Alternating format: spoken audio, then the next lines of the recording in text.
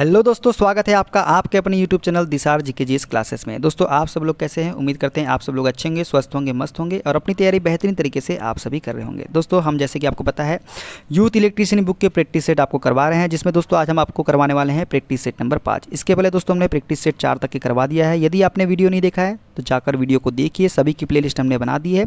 दोस्तों वीडियो अच्छा लगे वीडियो को लाइक कीजिए, शेयर कीजिए, कमेंट कीजिए। चैनल पर नए हैं चैनल को सब्सक्राइब कर लीजिए पल पल की अपडेट के लिए। दोस्तों हमसे जुड़ने के लिए आप हमारा टेलीग्राम चैनल ज्वाइन कर सकते हैं। टेलीग्राम चैनल का लिंक मैंने डिस्क्रिप्शन बॉक्स में आपको दे दिया है। चलिए दोस्तों देर ना करते हुए स्टार्ट करते हैं आज का अपना सेशन और देखते हैं प्रैक्टिस सेट नंबर 5 का पहला क्वेश्चन इलेक्ट्रीशियन टेट का।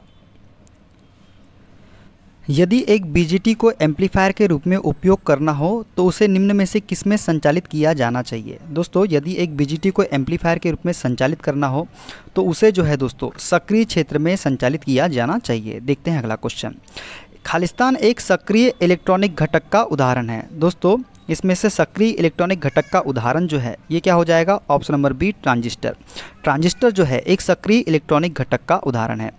फुल वेव ब्रिज रेक्टिफायर में न्यूनतम कितने डायोड की आवश्यकता होती है? दोस्तों फुल वेव ब्रिज रेक्टिफायर में न्यूनतम जो है 4 डायोड की आवश्यकता हमें होती है। देखते हैं अगला क्वेश्चन। जिनर डायोड को खालिस्तान के नाम से भी जाना जाता है। दोस्तों जिनर डायोड को जो है ये किसके नाम से जाना जाता है? तो ब्रेकडाउन डायोड के नाम से भी जाना जाता है जिनर डायोड को। सिलिकॉन में कितने वैलेंस इलेक्ट्रॉन मौजूद है? दोस्तों सिलिकॉन में जो है कितने वैलेंस इलेक्ट्रॉन मौजूद होते हैं? तो ये होते हैं दोस्तों ऑप्शन नंबर सी 12। कितने होते हैं? 12 होते हैं सिलिकॉन में वैलेंस इलेक्ट्रॉन। देखते हैं अगला क्वेश्चन। कौन सा कारक किसी भी विद्युत उपकरण में स्थापित होने वाले तार के प्रकार को प्रभावित नहीं करता है? तो दोस्तों इसका राइट आंसर हो जाएगा ऑप्शन नंबर सी रंग कोड। रंग कोड जो है किसी भी विद्युत उपकरण में स्थापित होने वाले तार के प्रकार को प्रभावित नहीं करता है। देखते हैं अगला क्वेश्चन। ये जो सिंबल है दोस्तों ये प्रतीक जो है किसे दर्शाता है? तो दोस्तों ये जो प्रतीक है किसे दर्शाता है? तो बताइए इसका राइट आंसर क्या हो जाएगा? ऑप्शन नंबर सी अर्थ ग्राउंड को। किसे? अर्थ ग्राउंड को। प्रेरक, इंडक्टर और संधारित्र कैपेसिटर किसमें अचानक परिवर्तन की अनुमति नहीं देते हैं? दोस्तों प्रेरक और संधारित्र जो है ये किसमें परिवर्तन की अनुमति नहीं देते हैं अचानक से? तो ये हो जाएगा ऑप्शन नंबर डी क्रमशः विद्युत धारा और वोल्टेज में परिवर्तन की अनुमति नहीं देते हैं अचानक जो होता है। प्रतिबाधा का मात्रक क्या है दोस्तों? तो दोस्तों प्रतिबाधा का मात्रक जो होता है ये होता है ऑप्शन नंबर सी ओम। ठीक है। किसी चुंबकीय पदार्थ की चुंबकशीलता निम्न में से किसमें परिवर्तन होने पर बदल सकती है? दोस्तों किसी चुंबकीय पदार्थ की चुंबकशीलता जो है किसमें परिवर्तन होने पर बदल सकती है? तो इसका राइट आंसर हो जाएगा दोस्तों ऑप्शन नंबर डी तापमान में परिवर्तन होने पर। ठीक है। देखते हैं अगला क्वेश्चन। चुंबकीय परिपथ में चुंबकीय फ्लक्स किसके द्वारा उत्पन्न होता है? दोस्तों चुंबकीय परिपथ में चुंबकीय फ्लक्स जो है ये किसके द्वारा उत्पन्न होता है? तो चुंबकीय वाहक बल के कारण। किसके द्वारा? एमएमएफ चुंबकीय वाहक बल के कारण उत्पन्न होता है चुंबकीय परिपथ में चुंबकीय फ्लक्स। देखते हैं अगला क्वेश्चन। दो बैटरियां ए और बी समांतर क्रम में इस प्रकार जुड़ी हुई है कि उनके समरूप सिरे एक साथ जुड़े हुए हैं। 10 ओम का एक लोड प्रतिरोध उनके टर्मिनलों के बीच जुड़ा हुआ है। ए का विद्युत वाहक बल 12 वोल्ट और आंतरिक प्रतिरोध कितना है? 2 ओम है। जबकि बी का विद्युत वाहक बल 8 वोल्ट और आंतरिक प्रतिरोध कितना है? 1 ओम है। किरचॉफ के नियम के अनुसार लोड प्रतिरोध से प्रभावित होने वाली धारा का मान ज्ञात कीजिए। तो दोस्तों इसका राइट आंसर क्या हो जाएगा? ये हो जाएगा ऑप्शन नंबर डी 0.875 एम्पियर। देखते हैं अगला क्वेश्चन। निम्नलिखित में से कौन सा एक उच्च वोल्टेज फ्यूज है? दोस्तों उच्च वोल्टेज फ्यूज जो है इसमें से कौन सा हो जाएगा बताइए? तो ये हो जाएगा ऑप्शन नंबर ए कारतूस प्रकार के एचआरसी फ्यूज जो है एक उच्च वोल्टेज फ्यूज है। एक 100 वोल्ट लैंप को 200 वोल्ट की डीसी लाइन से संचालित किया जाना है। उचित चमक या ग्लो प्राप्त करने के लिए श्रेणी क्रम में संयोजित किए जाने हेतु आवश्यक प्रतिरोध कितना होगा? तो दोस्तों प्रतिरोध जो होगा इसका ये हो जाएगा ऑप्शन नंबर बी 100 ओम। कितना हो जाएगा? 100 ओम हो जाएगा। डीसी आपूर्ति पर स्विचिंग के समय दिए गए परिपथ में आवेशन धारा चार्जिंग करंट का मान खालिस्तान होगा। दोस्तों डीसी आपूर्ति पर स्विचिंग के समय दिए गए परिपथ में आवेशन धारा का मान जो होगा ये कितना होगा? ये होगा 100 मिली एम्पियर। ठीक है। सॉल्यूशन आपको खुद से करना है दोस्तों। देखते हैं अगला क्वेश्चन। केबलों की इंटर शीथ ग्रेडिंग में खालिस्तान परावैद्युत का उपयोग किया जाता है। दोस्तों केबलों की इंटर शीथ ग्रेडिंग में जो है किसका उपयोग करते हैं दोस्तों? तो हम लोग करते हैं दोस्तों ऑप्शन नंबर डी सजातीय का। सजातीय परावैद्युत का उपयोग किया जाता है केबलों की इंटर शीथ ग्रेडिंग में। देखते हैं अगला क्वेश्चन। अभ्रक या माइका नामक सामग्री निम्न में से किसका उदाहरण है? दोस्तों अभ्रक या माइका नामक सामग्री जो है इसे क्या बोलते हैं? इसे बोलते हैं विद्युत रोधी पदार्थ। देखते हैं अगला क्वेश्चन। निम्नलिखित में से कौन सी धारा की इकाई है? दोस्तों धारा की इकाई क्या होती है? तो ये होती है एम्पियर, ठीक है। वोल्ट किसकी होती है, विभवांतर की। ओम होती है प्रतिरोध की, ठीक है। देखते हैं अगला क्वेश्चन। ओम के नियम में प्रयुक्त सूत्र जो विभव अंतर और विभव दोस्तों ओम के नियम में प्रयुक्त सूत्र जो विभव अंतर, धारा तथा प्रतिरोध के बीच संबंध दर्शाता है, तो ये क्या हो जाएगा दोस्तों, इसका राइट आंसर हो जाएगा ऑप्शन नंबर डी, I बराबर V/R एम्पियर, ठीक है। देखते हैं अगला क्वेश्चन। निम्नलिखित में से किसे काटने में सबसे अधिक गर्म कठोरता होती है। दोस्तों निम्नलिखित में से किसे काटने में सबसे अधिक गर्म कठोरता होती है, तो इसका राइट आंसर हो जाएगा दोस्तों option number A, ceramic.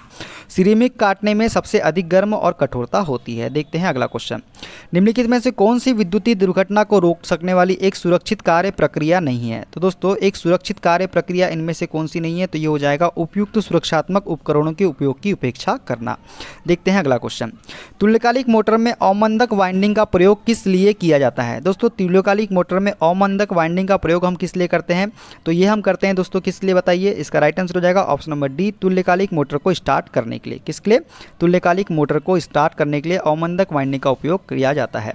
शैथिल्य motor के संबंध में निम्नलिखित में से कौन सा कथन सही है। दोस्तों शैथिल्य मोटर जो है इसके संबंध में हमें सही कथन बताना है, तो इसका सही कथन क्या हो जाएगा दोस्तों ऑप्शन नंबर सी, यह स्वप्रवर्तित सेल्फ स्टार्टिंग होती है। कौन सी, शैथिल्य मोटर।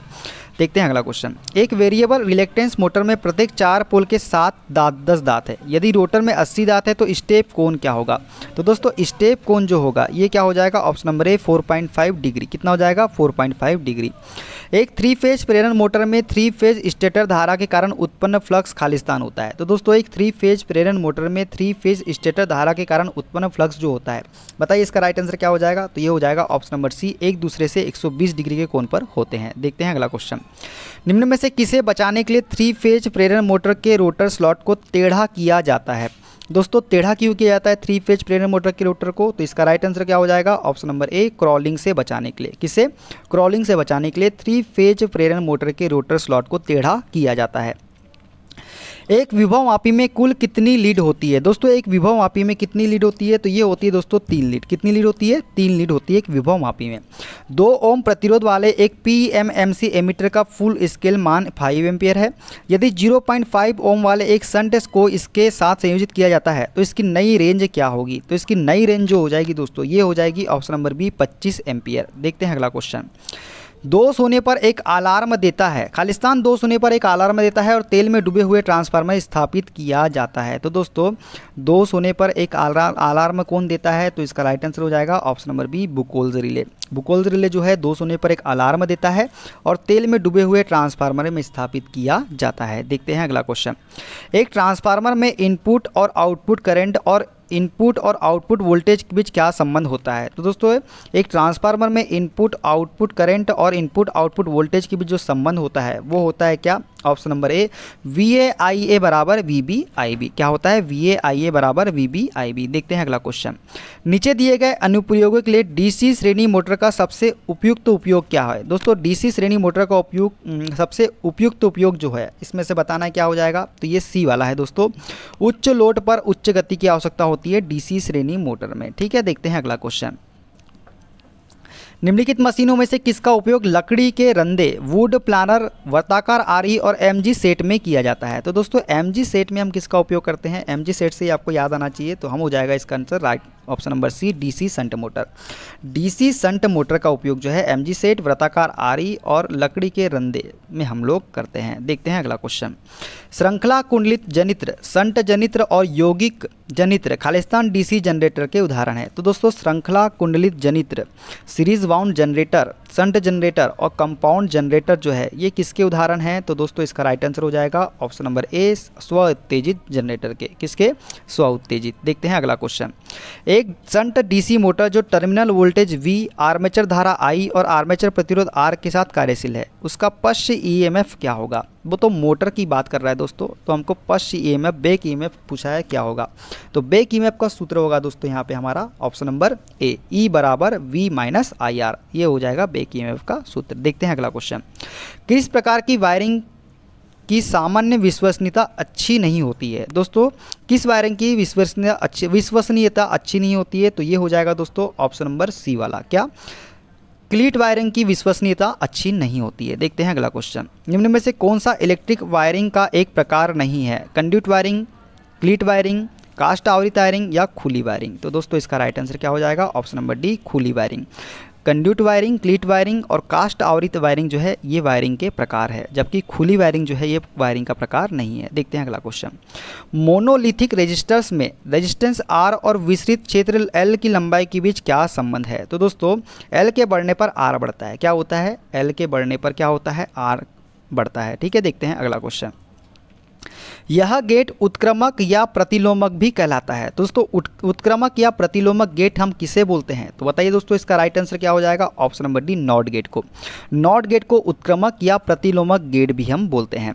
JFET के अभिलक्षण वक्र में JFET पिंच ऑफ सेचुरेशन क्षेत्र में खालिस्तान के रूप में व्यवहार करता है। तो दोस्तों JFET के अभिलक्षण वक्र में JFET पिंच ऑफ सेचुरेशन क्षेत्र में किसके रूप में कार्य करता है? तो ये करता है दोस्तों ऑप्शन नंबर डी, स्थिर धारा स्रोत के रूप में। किसके रूप में?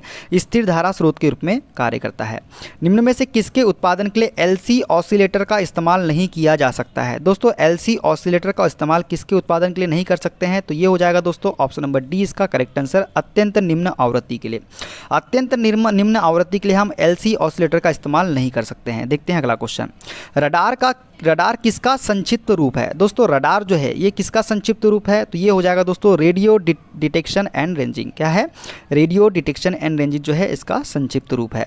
आवासीय क्षेत्रों के लिए वितरक खालिस्तान होता है। दोस्तों आवासीय क्षेत्रों के लिए जो वितरक होता है ये होता है 3 फेज 4 वायर। क्या होता है? 3 फेज 4 वायर होता है। देखते हैं अगला क्वेश्चन। भूमिगत केबल के विभव दबाव अधिकतम होता है। दोस्तों भूमिगत केबल का विभव दबाव अधिकतम किस पर होता है? तो ये होता है दोस्तों ऑप्शन नंबर ए, किस पे? चालक के कोर पर। कहाँ होता है? चालक के कोर पर। देखते हैं अगला क्वेश्चन। 132 केवी की संचरण लाइनों में किस प्रकार का इंसुलेटर प्रयोग में हम लेते हैं? दोस्तों 132 केवी की संचरण लाइन में हम किस प्रकार के इंसुलेटर का प्रयोग करते हैं? तो हम करते हैं दोस्तों ऑप्शन नंबर बी, सस्पेंशन विद्युत रोधक का उपयोग। किसका? सस्पेंशन विद्युत रोधक का।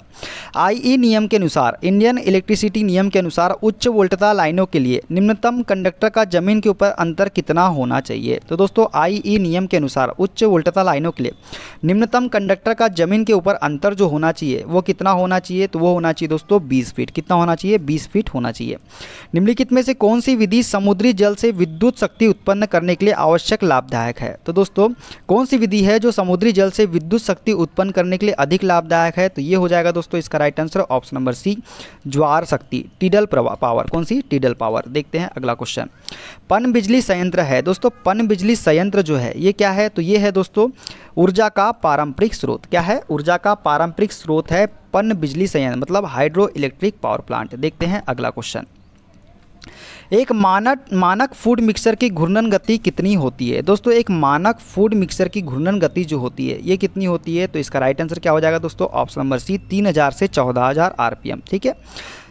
वेरिएबल फ्रीक्वेंसी ड्राइव में प्रयुक्त मुख्य घटक निम्नलिखित में कौन सा है? दोस्तों वेरिएबल फ्रीक्वेंसी ड्राइव में प्रयुक्त मुख्य घटक जो है ये कौन सा है बताइए? तो इसका राइट आंसर हो जाएगा दोस्तों option number B, input converter, मतलब डायोड ब्रिज। ये क्या है? वेरिएबल फ्रीक्वेंसी ड्राइव में मुख्य घटक है। देखते हैं अगला क्वेश्चन। निम्नलिखित में से कौन सा समीकरण ल्यूमिनस फ्लक्स की इकाई ल्यूमेन को परिभाषित करता है? तो दोस्तों ल्यूमिनस फ्लक्स की इकाई ल्यूमेन को जो परिभाषित करता है ये क्या करता है? तो इसका राइट आंसर हो जाएगा दोस्तों ऑप्शन नंबर बी, ल्यूमेंस बराबर होता है दोस्तों क्या? ल्यूमेंस बराबर होता है कैंडल शक्ति इंटू ठोस कोण। क्या होता है? ल्यूमेंस बराबर कैंडल शक्ति इंटू ठोस कोण जो है ये लुमेन की परिभाषित करता है। ठीक है। देखते हैं अगला क्वेश्चन।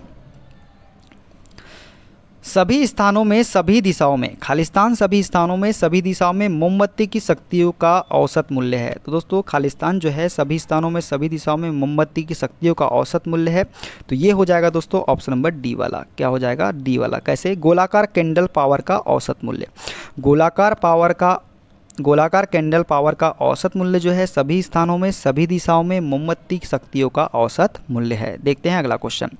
6 पोल मशीन के लिए फुल पिच वाइंडिंग का कॉइल स्पेन होगा। दोस्तों 6 पोल मशीन के लिए फुल पिच वाइंडिंग का कॉइल स्पेन जो होगा ये कितना हो जाएगा दोस्तों? Option number D, 60 degree mechanical. कितना? 60 डिग्री मैकेनिकल। देखते हैं अगला क्वेश्चन। DC जनित्र में लैप वाइंडिंग का प्रयोग होता है। तो दोस्तों लैप वाइंडिंग का हम प्रयोग किस लिए करते हैं? तो दोस्तों लैप वाइंडिंग हम प्रयोग करते हैं किसके लिए? निम्न विभव और उच्च धारा के लिए। किसके लिए? निम्न विभव और उच्च धारा के लिए। देखते हैं अगला क्वेश्चन।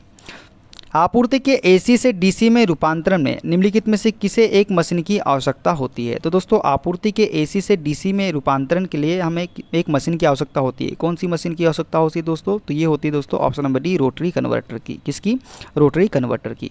अल्टरनेटर में उत्तेजक एक्साइटर क्या प्रदान करता है? तो दोस्तों अल्टरनेटर में उत्तेजक जो है ये क्या प्रदान करता है? तो ये प्रदान करता है दोस्तों उत्तेजन वाइंडिंग को डीसी शक्ति। क्या करता है? उत्तेजन वाइंडिंग को डीसी शक्ति प्रदान करता है उत्तेजक। देखते हैं अगला क्वेश्चन। एक अल्टरनेटर की समग्र दक्षता को किस प्रकार परिभाषित किया जाता है? तो दोस्तों एक अल्टरनेटर की समग्र दक्षता को किस प्रकार परिभाषित करते हैं? तो ये करते हैं शक्ति आउटपुट बटे शक्ति आउटपुट प्लस शक्ति हानियाँ। ठीक है, शक्ति आउटपुट बटे शक्ति आउटपुट प्लस शक्ति हानियाँ से परिभाषित करते हैं अल्टरनेटर की समग्र दक्षता को। देखते हैं अगला क्वेश्चन। काम करने की क्षैतिज स्थिति के साथ सड़क पर प्रकाश के लिए सबसे उपयुक्त लाइट कौन सी है? दोस्तों काम करने की क्षैतिज स्थिति के साथ सड़क पर सब प्रकाश के लिए सबसे उपयुक्त लाइट जो होती है ये होती है दोस्तों option number A, sodium vapour lamp. Sodium vapour lamp का उपयोग हम करते हैं। किसका? Sodium vapour lamp. देखते हैं अगला क्वेश्चन। एमजी सेट को संरेखित करते समय यदि मोटर शाफ्ट मिलता है तो लोअर व्यवस्था क्यों किया जाता है? दोस्तों एमजी सेट को संरेखित करते समय यदि मोटर शाफ्ट मिलता है तो लोअर व्यवस्था हम किस लिए करते हैं? तो हम करते हैं दोस्तों मोटर स्तर को उठाने के लिए। किसके लिए? मोटर स्तर को उठाने के लिए लोअर व्यवस्था किया जाता है। देखते हैं अगला क्वेश्चन। निम्नलिखित में से कौन सा एक एकीकृत उपकरण है? तो दोस्तों एकीकृत उपकरण जो है ये हो जाएगा दोस्तों, बताइए इसका राइट आंसर। ये हो जाएगा ऑप्शन नंबर डी, एम्पियर हावर मीटर। देखते हैं अगला क्वेश्चन। प्राइमरी वाइंडिंग के मध्य प्रवाहित धारा के द्वारा उत्पन्न फ्लक्स किसमें ईएमएफ प्रेरित करता है? दोस्तों प्राइमरी वाइंडिंग के मध्य प्रवाहित धारा के द्वारा उत्पन्न फ्लक्स किसमें ईएमएफ प्रेरित करता है? तो इसका राइट आंसर हो जाएगा दोस्तों क्या? ऑप्शन नंबर सी वाला, प्राइमरी वाइंडिंग और सेकेंडरी वाइंडिंग दोनों में। देखते हैं अगला क्वेश्चन। यदि डीसी मोटर के आर्मेचर में 39 खांचे हैं जिसमें 12 चालक प्रति खांचे हैं तब कुल चालकों की संख्या कितनी होगी? तो दोस्तों कुल चालकों की संख्या जो हो जाएगी ये हो जाएगी ऑप्शन नंबर ए, 468। देखते हैं अगला क्वेश्चन। यदि परिचालन के दौरान डीसी शंट का फील्ड खुला हो तो इसकी गति पर क्या प्रभाव होगा? यदि दोस्तों परिचालन के दौरान डीसी शंट का फील्ड खुलता है तो इसकी गति जो है यह खतरनाक ढंग से उच्च गति प्राप्त कर लेगी। क्या कर लेगी? खतरनाक ढंग से उच्च गति प्राप्त कर लेगी। तो इसका राइट आंसर क्या हो जाएगा? ऑप्शन नंबर सी वाला। देखते हैं अगला क्वेश्चन। खालिस्तान को हासिल करने के लिए डीसी जनरेटर समांतर क्रम में चलाए जाते हैं। दोस्तों डीसी जनरेटर समांतर क्रम में किस लिए चलाए जाते हैं? तो ये चलाए जाते हैं दोस्तों उच्च विश्वसनीयता के लिए। किसके लिए? उच्च विश्वसनीयता हासिल करने के लिए डीसी जनरेटर समांतर क्रम में चलाए जाते हैं। 60 हर्ट्ज आवृत्ति की प्रत्यावर्ती धारा का अधिकतम मान 120 एम्पियर है। इसके तात्कालिक मूल्य के लिए समीकरण क्या होगा? दोस्तों इसके तात्कालिक मूल्य के लिए जो समीकरण होगा ये हो जाएगा option number D, I T बराबर 120 साइन 120 पाई टी इंटू ए। ठीक है, देखते हैं अगला क्वेश्चन। 60 हर्ट्ज आवृत्ति की प्रत्यावर्ती धारा का अधिकतम मान 120 एम्पीयर है। 1/720 सेकंड के बाद इसका तात्कालिक मान क्या होगा? तो दोस्तों 1/720 सेकंड के बाद इसका तात्कालिक मान जो होगा ये होगा कितना? 60 एम्पीयर। कितना होगा? 60 एम्पीयर होगा। देखते हैं अगला क्वेश्चन। निम्न में से किस सेल का कार्यकाल सबसे लंबा होता है? तो दोस्तों सबसे लंबा जो सेल का कार्यकाल होता है वो कौन सा है? ये हो जाएगा लिथियम सेल। लिथियम सेल का कार्यकाल सबसे लंबा होता है। निम्न में से कौन सा विकल्प एक रिचार्जेबल सेल है? तो दोस्तों एक रिचार्जेबल सेल कौन सा होता है? तो इसका राइट आंसर हो जाएगा दोस्तों क्या, बताइए? ऑप्शन नंबर डी, सीसा अम्ल सेल, लेड एसिड सेल। किसी SF6 सर्किट ब्रेकर का क्रियाशील वोल्टेज कितना होता है? दोस्तों किसी SF6 सर्किट ब्रेकर का क्रियाशील वोल्टेज जो होता है ये होता है 36 kV से 760 kV। ठीक है। PPE का पूर्ण रूप क्या है दोस्तों? तो PPE का पूर्ण रूप जो होता है दोस्तों ये होता है क्या? Option number D, personal protective equipment. क्या होता है? पर्सनल प्रोटेक्टिव इक्विपमेंट होता है PPE का पूर्ण रूप। 4 माइक्रोफेरेड के 2 संधारित्र श्रृंखला में जुड़े हुए हैं, उनकी कुल धारिता क्या होगी? तो दोस्तों 4 माइक्रोफेरेड के संधारित्र श्रृंखला में जुड़े हुए हैं तो उनकी कुल धारिता जो होगी वो क्या होगी बताइए? तो उसकी कुल धारिता हो जाएगी दोस्तों ऑप्शन नंबर बी, 2 माइक्रोफेरेड। कितनी हो जाएगी? 2 माइक्रोफेरेड हो जाएगा इसका right answer. B is the correct answer. देखते हैं अगला क्वेश्चन। सॉफ्ट सोल्डरिंग के लिए सोल्डर प्रयोग करते हैं। दोस्तों सॉफ्ट सोल्डरिंग के लिए हम कौन से सोल्डर का प्रयोग करते हैं दोस्तों? तो इसका राइट आंसर हो जाएगा option number D, electrician solder का। किसका? इलेक्ट्रीशियन सोल्डर का उपयोग करते हैं सॉफ्ट सोल्डर के लिए। विद्युत कार्य के लिए सामान्य विनिर्देश CPW 2013 के अनुसार तापमान में वृद्धि के साथ किसी कंडक्टर के रेटिंग फैक्टर में क्या बदलाव होता है? तो दोस्तों किसी कंडक्टर के रेटिंग फैक्टर में जो बदलाव होता है ये कौन सा होता है? तो बताइए इसका राइट आंसर क्या हो जाएगा? इसका राइट आंसर हो जाएगा दोस्तों ऑप्शन नंबर ए वाला, बढ़ता है। क्या होता है? बढ़ता है। ठीक है, क्या हो जाएगा, अच्छा इसका तीनों का हमको देख के बताना है क्या होता है। तो दोस्तों बढ़ता है, घटता है, स्थिर रहता है। तो दोस्तों ये हो जाएगा ऑप्शन नंबर ए वाला हमारा सही आंसर। कौन सा, ए वाला। इसमें विकल्प ए हमको दिया नहीं गया है, इसका ए आंसर आएगा दोस्तों ना, इसमें ए आएगा, इंक्रीज बढ़ता है। ठीक है, देखते हैं अगला क्वेश्चन। पीवीसी विद्युत रोधी गैर आच्छादित एकल core cable, PVC insulated non sheath cable single core cable का प्रयोग मुख्यतः किया जाता है। तो दोस्तों पीवीसी विद्युत रोधी गैर आच्छादित एकल कोर केबल मतलब PVC insulated non sheath single core cable का प्रयोग कहाँ किया जाता है? तो ये किया जाता है दोस्तों ऑप्शन नंबर डी, घरेलू एवं औद्योगिक वायरिंग में। देखते हैं अगला क्वेश्चन। परिवर्ती प्रतिरोधक क्या होते हैं? दोस्तों परिवर्ती प्रतिरोधक जो होते हैं ये होते हैं अरैखिक प्रतिरोधक। कौन से होते हैं? अरैखिक प्रतिरोधक होते हैं परिवर्ती प्रतिरोधक। देखते हैं अगला क्वेश्चन। किसी विशेष पदार्थ के मीटर घन के विपरीत पृष्ठों के बीच प्रतिरोध खालिस्तान कहा जाता है। दोस्तों किसी विशेष पदार्थ के मीटर घन के विपरीत पृष्ठों के बीच प्रतिरोध को जो कहा जाता है ये क्या कहा जाता है? विशिष्ट प्रतिरोध हम कहते हैं। क्या बोलते हैं? विशिष्ट प्रतिरोध। दोस्तों ये थे सारे क्वेश्चन। वीडियो को अच्छा लगा कमेंट बॉक्स में जरूर बताइएगा। मिलते हैं अगले वीडियो में, अपना ख्याल रखिए। Okay bye bye, take care.